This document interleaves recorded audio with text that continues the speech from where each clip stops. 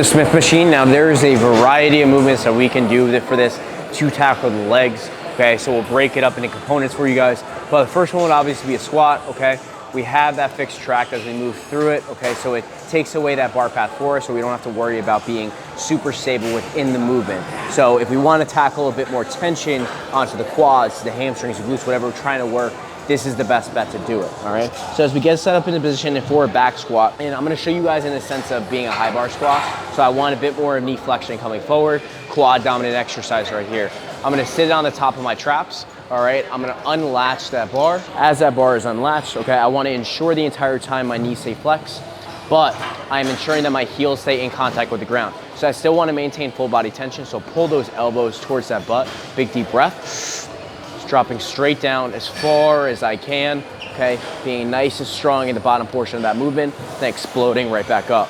Big deep breath, dropping all the way down, knees come forward as best I can, as deep as we can, keeping the heel in contact with the ground, knees follow those ankles or those feet, coming right back up. Now, there are other ways or other positions that we can do to tackle various movements. Another one would be split squat. So just to make it easy for you guys, we can go back squat for everything, but just keep in mind, we can still do a front squat variation where that bar is in front of us and other modalities. Now, split squat, we're gonna be sitting in that high bar position, all right? I want this foot sitting below my hip, all right? So you can play around with what's gonna be best for your mobility, but keep that heel in contact with the ground, okay? I wanna be a shorter distance away with both my feet. Since we're trying to work those quads, we want maximal knee flexion on that front foot. I wanna initiate by dropping my back knee towards that ground, sitting into my front foot as much as possible, and driving from that front foot every single time. I wanna assume a nice high position, my torso, the entire time. Now, from there, we can move a bit more dynamically if you'd like to. Again, you could assume a front squat stance or a back squat stance, and we could do something along the lines of a forward or reverse lunge.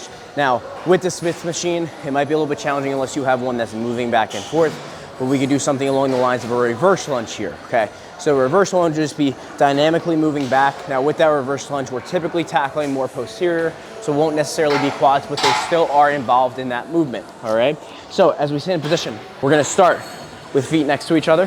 We're gonna drop back with one leg, okay? As we step back, initiate through that back foot. We're gonna step back just a little bit. We're still getting a bit of knee flexion, so the quads are still active. As we come up, we're pushing off that front foot to come back into position as we started, all right? Now, as we go rep by rep, I like to think about just slightly tapping and going right back into position every single time, okay? So if we wanna maximize those quads, we maximize the knee flexion. We wanna maximize posterior, focus on that hinge-based pattern while keeping that torso slightly linear, and ensure that in any unilateral based movement with one leg, that front foot holds majority of the weight, about 80% to that 20% in the back foot.